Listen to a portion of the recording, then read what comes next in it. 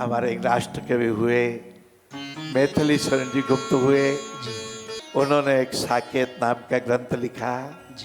उस साकेत में लिखा, उसके आशय की थाह मिलेगी किसको, जन कर जननी ही जानन पाई जिसको। अरे जिस माता केके ने जन्म दिया भरत को, वो जननी भरत को नहीं समझ पाई। सोचा ये राज सिंहासन का इच्छुक होगा, मेरा बेटा राज सिंह बैठेगा।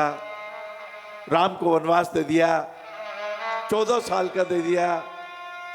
केकई भी गई थी भरत जी के साथ में, बहुत पछताई थी केकई, बहुत पछताई थी। कोई अपनी बेटी का नाम केकई नहीं रखते, कोई मंथरा नहीं रखते।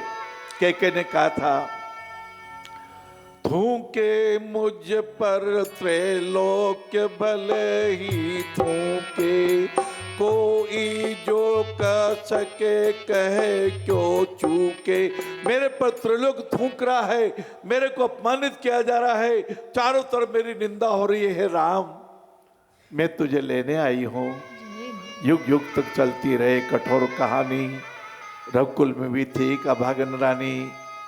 भाई और बहनों, आज से पक्का निर्णय कीजिए, अपने मन से, अपनी वाणी से, अपने कर्मों से कोई गलत काम नहीं करेंगे। एक भी काम गलत नहीं करेंगे।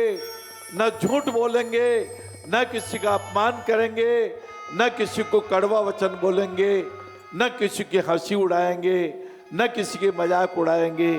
और मन के भाव भी हमारे अच्छे रहने चाहिए। अरे ये तो पौधे हैं, हाँ, गवार पाठा, हाँ इधर बोलते हैं गवार पाठा। ये भी इतना गुणी है कि गवार पाठे का उपयोग करो तो स्वास्थ्य बहुत अच्छा रहता है। ये पौधे हैं, ये भी उपयोगी हो जाते हैं। आपका हमारा जीवन होना चाहिए सच्चाई की हरड़े, बंधुत्व के बहड़े, आत्मीयता के आंवले, प्रेम के पत्ते, वाणी का साथ, देशभक्ति का अर्थ और आपका हमारा धन इन विकलांगों के लिए लगना चाहिए।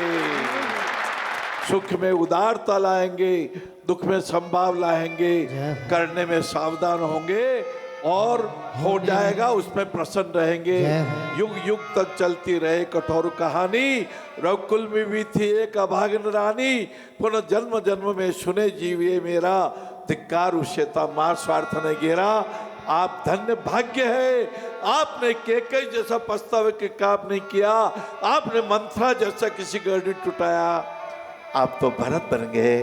वाणी में निर्मलता हो शुद्ध व्यवहार, अपनों से अपनी बात का एक यही है सार।